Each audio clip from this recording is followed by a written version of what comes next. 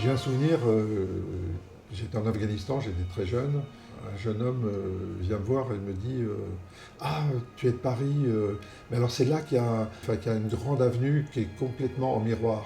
Et en fait, il a mélangé l'avenue des Champs-Élysées et la galerie des Glaces de Versailles. Maintenant, je me dis, je fais ça, je fais cette espèce d'amalgame fantasmé. Je fais 95% de mon travail sur un ordinateur. Donc je suis photographe, plutôt peintre digital, on peut dire aussi. Puisque quand on visite un lieu, donc par exemple un musée, notre œil se pose sur différentes œuvres, on accumule des centaines d'images dans notre cerveau, et après ça élabore un souvenir. Là, moi, c'est exactement le même processus, mais je fais les photos avec mon appareil photo, comme mon œil peut prendre des images, et je les assemble sur l'ordinateur, comme fait le cerveau pour créer le souvenir.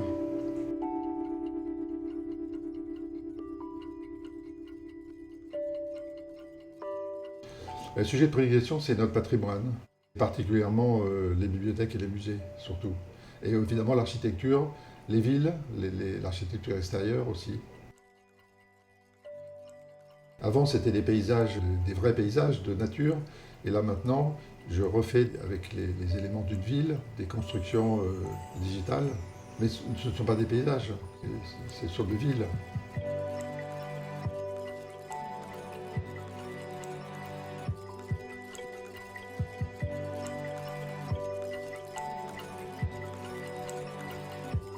Oui, j'aime bien faire des perspectives fausses, mais que le cerveau peut accepter, dans un but de perturber un peu pour qu'il y ait quelque chose d'étrange dans l'image.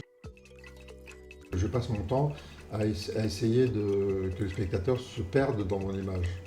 Je ne fais pas une vraie symétrie. Comme les ailes de papillon ou nos poumons ne sont pas symétriques, c'est une symétrie altérée. C'est les altérations en fait qui font tout l'intérêt. Ce que j'aime laisser comme impression, c'est cette notion d'infini, de fractal.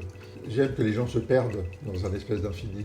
J'ai toujours été envieux des gens du cinéma, parce qu'un film, on le regarde pendant 2h30 ou plus, et en étant toujours captivé, alors que la photo, on ne la regarde que quelques secondes en général. En fait, mes œuvres, je suis satisfait de voir que les gens peuvent rester 20 minutes devant une œuvre à la contempler et à essayer de rétablir un scénario imaginaire.